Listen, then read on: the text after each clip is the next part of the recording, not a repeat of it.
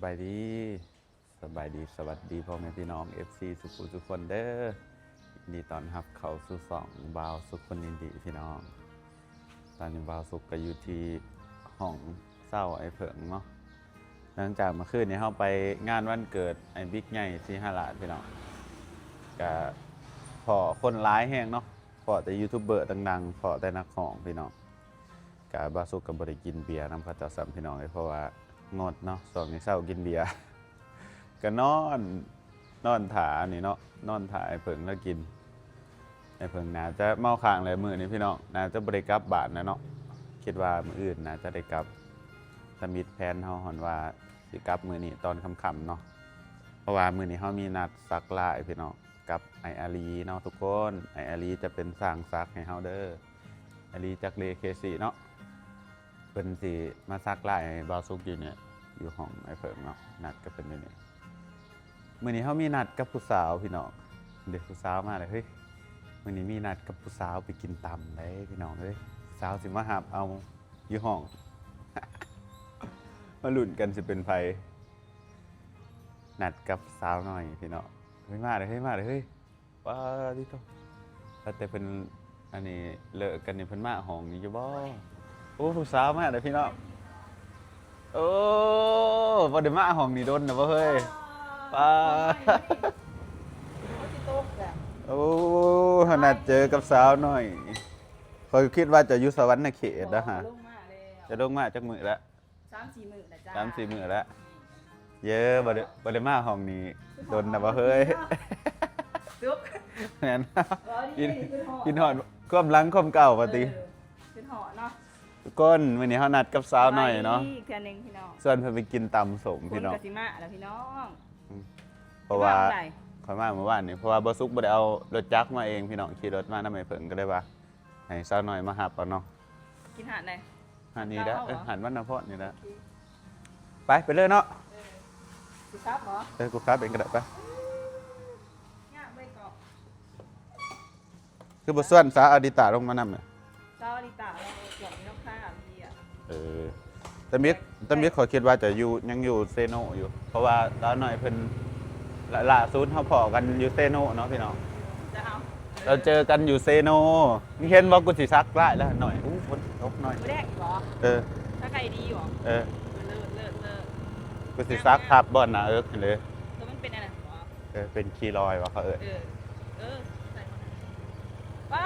บ่ซื้อสิซักหลายวะนี่ครั้งแรกในชีวิตสิเป็นคนบ่ดีแหละพี่น้องเดี๋ยวดอกมันจะเป็นเนาะมีหลายเป็นคนบ่ดีเฮามากสินเอาปากขายแบบว่ามันย้ำเตือนเฮาว่าสิ่งใดที่แบบว่าตามใจเฮาเอามาใส่ซะหน่อยก็ซักบ่ได้ข่าวว่าซักอยู่ขมุบ่ว่าสิบอกแต่อยากซักที่ใดคืออยากซักที่ใดแบบมีหม้อนี่น้อยแบบแต่ว่ามีต้นไม้สินะซักอยู่บ่อนขมุมันหน่อยใช่บ่นั่นแหละบ่มันฟ้ารวย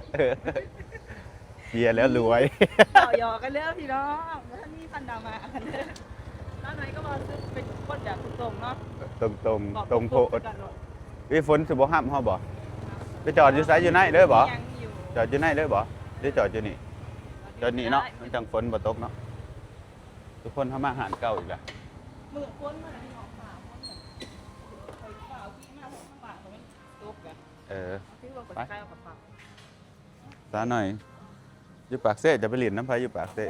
ไปซ้ายบ่มีโมแม่นบ่ซะหน่อยเพิ่นก็บ่มีโมเนาะกินฮอดความเก่าความหลังตะกี้พี่น้องเฮามาดินจังซี่เด้อเนาะแต่ทุกคนแยกย้ายกันไปเติบโตก็บ่ค่อยได้มาจังซี่เนาะบ่ค่อยได้ส่วนกันอีกนะมากเลย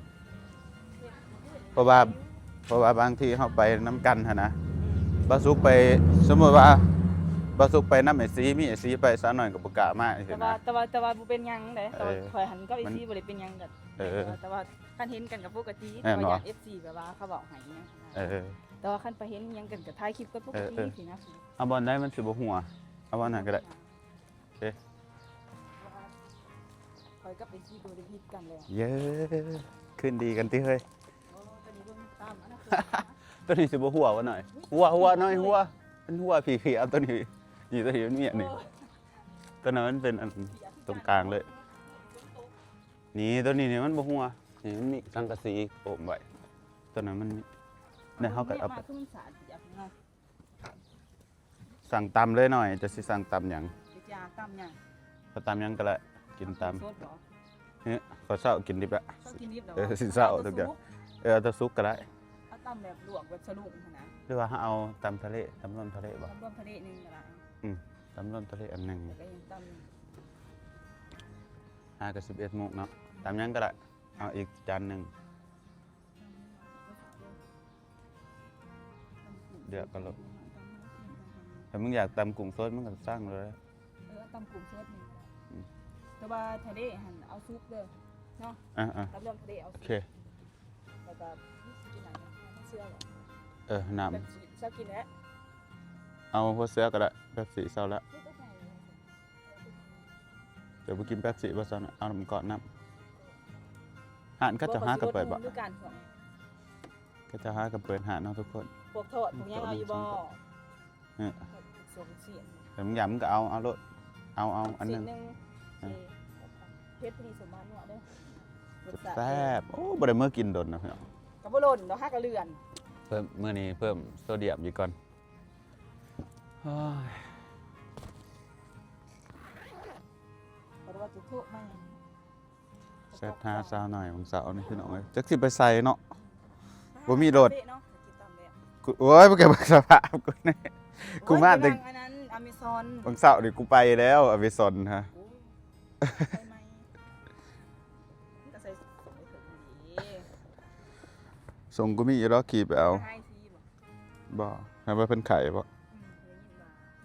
ห็นเราโลกตัว เห็นคำซีไข่พี่น้องเพิ่นสิตายเด้อ เบิ่ เพิ่นงแล้วนี่ตีตัวเนาะอยู่พอดี เห็นบ่ มีไปเบิกอ่ะ นวดได้ซะ เขาบ่ได้มาหาเราแล้วค่ะ เออ ไม่ดีเนาะ อ่าห้องพี่น้องเอ้ยเบิดนั้นผู้แล้วจังสิไปเบิ่งเนาะสิไปเอาสายสากให้บักปอด้วยบ่มีรถไปถ้าให้เพิ่นอันนั้นลุกก่อนแล้วกินเด้อกลายเย้พระไปว่าเฮ้ยมาจักกันห้องกันนะเฮ้ยจะอยู่ไสก็ อ๋อตะกี้นี่เราอยู่แถวหลังสนามเลย เออ ได้ฝนสมั เรา ยใหญ่ ตำมานะทุกค มัน น แห้ง เราจะนั่งกินตำซุมแซวแมวโคงแล้วก็จังที่สิไปใส่ไอรีวาสิมาซากไล่เฮาตอน 12 โมงเนาะแล้วก็มันคืนนี้เราก็กินเบียร์เมาหั่นนะจากเราสิลุกจักโมงเนาะกระทาเบิ่งมาตอนใดก็ได้พี่น้อง อ๋อตรง พี่น้องฝนมาเนาะมันลุ้นกันว่าเฮาสิเปียกบ่อันเปียกเฮาก็แล่นเข้าไปหันเนาะ บ่เปียกติเนาะซ้ำนี่บ่เปียก อันนี้ก็กระซีห้องดีตัวนี้ มันก็อันนี้ต่ำๆฝันฝนฟ้ามันก็เบิด แม่มือน้องเนี่ยนี่แหละ แล้วแต่ไอ้เพิง คันไอ้เพิงผ้าเมื่อมาแรงก็อยากเมื่อมาแรง สินดาดว่ามือได้ กินได้อีกแล้ว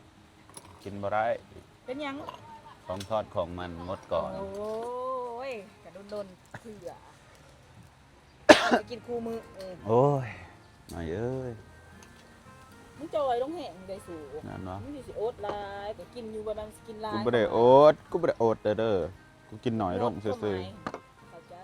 ๆความหมายกูอยากลดอยากลดไขมันในเส้นเลือดไขมันในเลือดค่าไขมันใน เขา เลื ก็เล อย ด บอกให้กินพวกแบบแปะๆยังได้เนาะ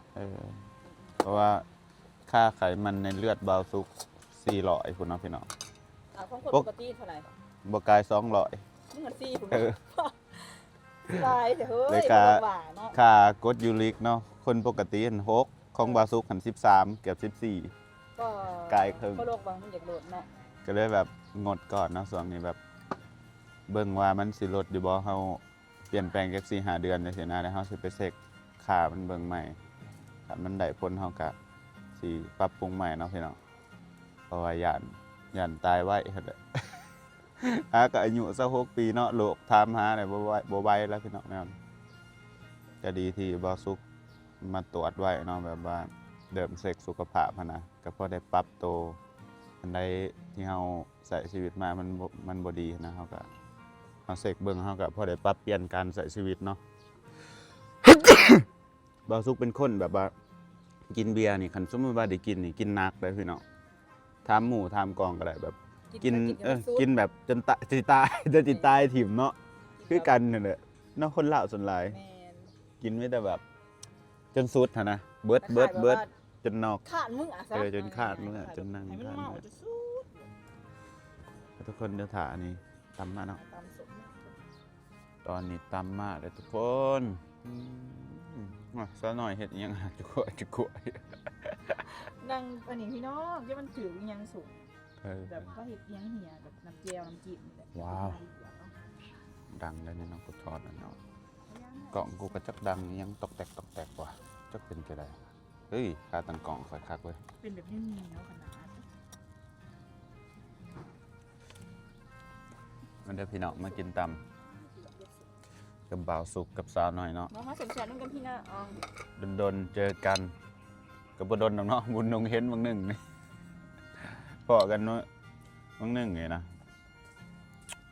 โอ้กดยูริกนี่กินอาหารทะเลกับอะไรนี่ยามันโดนกินเท่านั้น แซ่บบ่ อืม เขาเศร้าเขาได้ สาวเพิ่นบริกินโดนนะพี่น้องเอ้ย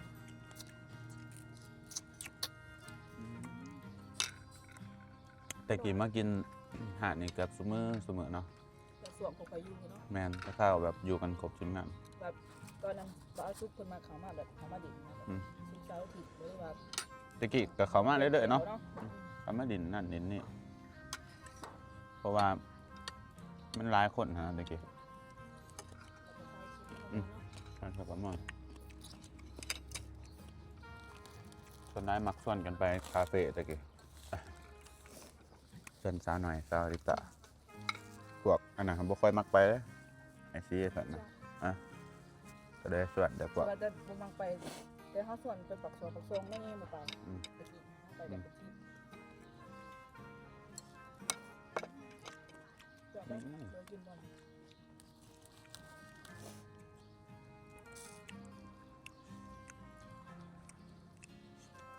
ไอซีก็บ่ค่อยมักได้มากนะครับเนี่ยกันส่วนเนาะโอ้แซ่บพี่น้องอร่อยสาวหน่อยกินแบบแซ่บเนาะ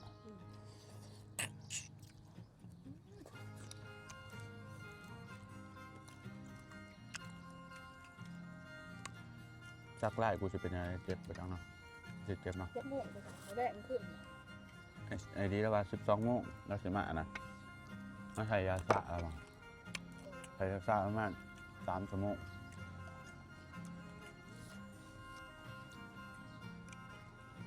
แล้วก็ยังซักอีก3 ชั่วโมงกูก็จะสิบโดนกันได้ที่เนาะกันเอาทนได้เนาะ แบบจะเอาลูกมันเบา ไม่ยอมแบบนั้น ๆประมาณ2 ชั่วโมงนะ จักแล้ว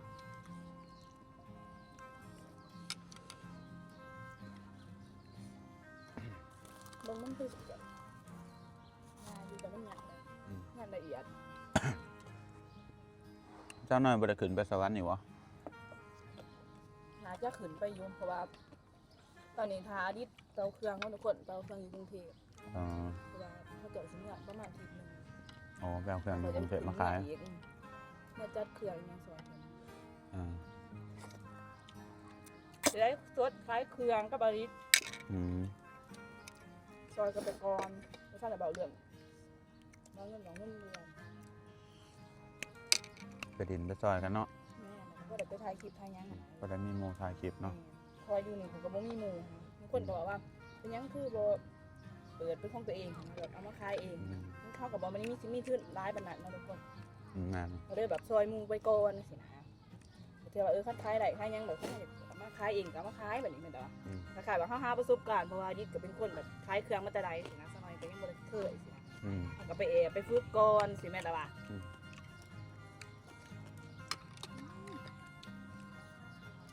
อนาคตจะมาเห็นของตัวเองเนาะฉันมีเงินมีคำ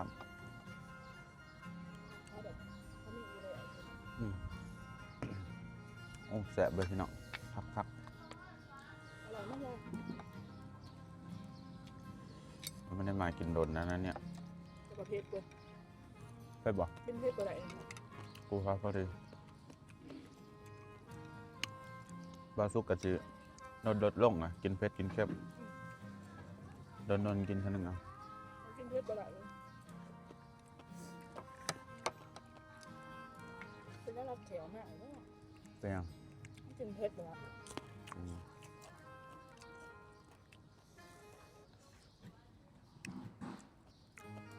เป็นเงาๆเนาะยามคนเองแล้วดูเนาะเงาแบบยามคนเอ้ยถ้าบ่มีหน้ามียังเห็นแห้งกระเตกแบบ เออ แห้งเงาแล้วสุกไปเอาอันนี้นี่ก็มาอยู่แบบมีหน้ามียังแบบออกไปหาหน่อหมองหน่อไม้หากระโปรงกระปู อืม นี่มึงเอ๊ะ เสียหอดยามหน้าอีกแต่พี่น้องเลยแป๊บเดียวนะกันฝนตกมารั่วๆจาก3 มื้อนี่ก็คือยามหน้าแล้ว ตกกะได้เนาะมั้ย อืม เวลาทานด้วยอีก แป๊บเดียวก็เฒ่าเนาะ อืม บ่สุกสัก6 ปีเช้าหน่อยเช้าหน่อยดื่นคอยปีหนึงเนาะเป็นใหญ่กว่า เจ็บตรงนี้ยังเป็นของตัวเองตัวเอง มีแต่หมออ้อยกับรอยยิ้ม เมื่อยมันจะกระเดิบเถาะจะกระยูไปแล้วชีวิต โอ๊ตเอาให้ได้เลย เดี๋ยวนี้ที่เขาจะมึงกันมาหลายแล้วเขาจะ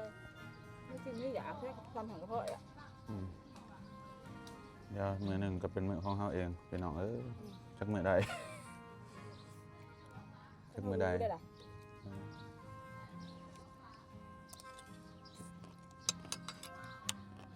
หาพัวเรื่อยๆจังหน่อย ไม่ได้เอาไปไม่ได้หัวด้วย จักแล้วไอ้เพิ่มนี่เสร็จพี่มาหมัก เพื่อนในหนังเห็นบ่ อืม อันนั้นพระเอกถือว่างยาสถานดูอุ่น ท่านประธาน อืม เดี๋ยวมีมื้อหนึงท่านประธานมาหมักสาวหน่อยเดี๋ยวมัน เมืองนางร้ายสุดกัน ติดแต่งเลยบ่หน่อย เอาเถอะมาทำเอว ประธานบริษัท ท่านเราเอาคอยก็สิเป็นคนรับสายแล้วก็ได้เนาะ อืมประธานหลูหนังซีรีส์จีนแน่นอนตัวนี้เนาะ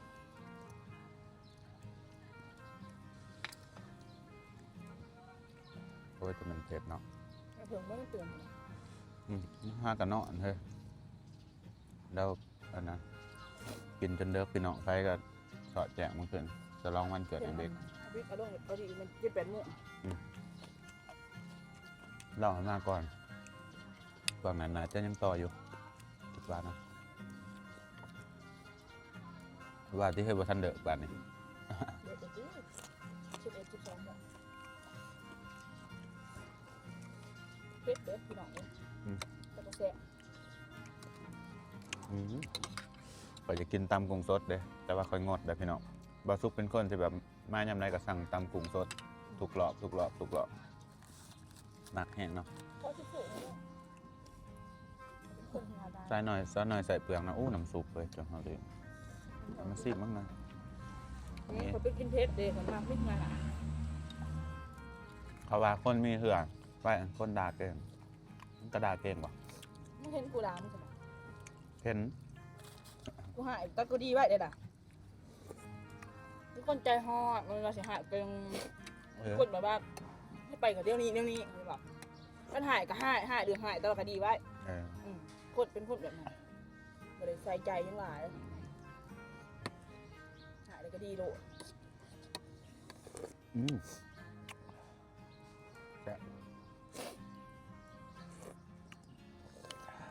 โอ้ยอันกินเผ็ดแต่ไม่เผ็ดตาย แต่ว่ามันส่วงได้ล่ะมันกินเผ็ดแต่มันสดหอดนะแบบว่า มันก็มีเดี๋ยวมันเป็นอย่างนี้มันเอาเลยเอาอันนี้พี่น้องเอาเฮ็ด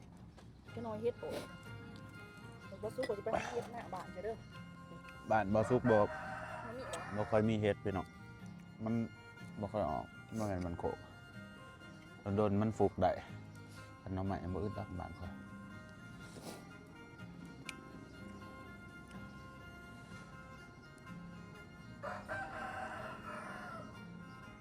พี่น้องเดี๋ยวบาซุกกับสาวน้อยกินตำก่อนเด้อบัดนี้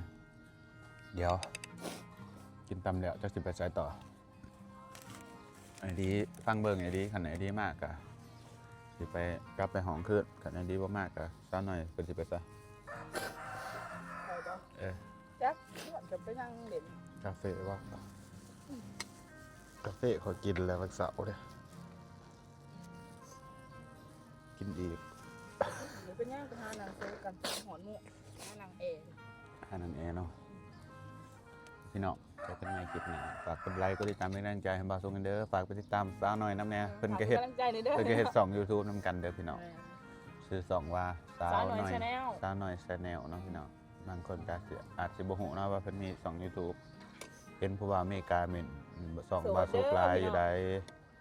เพิ่นว่าสาวหน่อยงามสาวหน่อยงามเพิ่นว่า งะกะจีบเขาในแซดมันจีบเขานี่ก็จังมันมีไผแซดมาให้พอดี พิมพ์ว่าสาวหน่อย Channel เห็นเลยเนาะพี่น้อง เป็นภาษาไทยแล้วทุกคน เออ แต่เราใช้ในของภาษาอังกฤษ บางคนเพิ่นพิมพ์บ่เป็นเด้อครับ อืม คนอเมริกาก็พิมพ์ไทยบ่เป็น จะเปลี่ยนสื่อสองมาจ้ะ ทุกคนเจอกันใหม่คลิปหน้าบ๊ายบายจุ๊บๆ see you ช็อกโกแลตโอเคบ๊ายบาย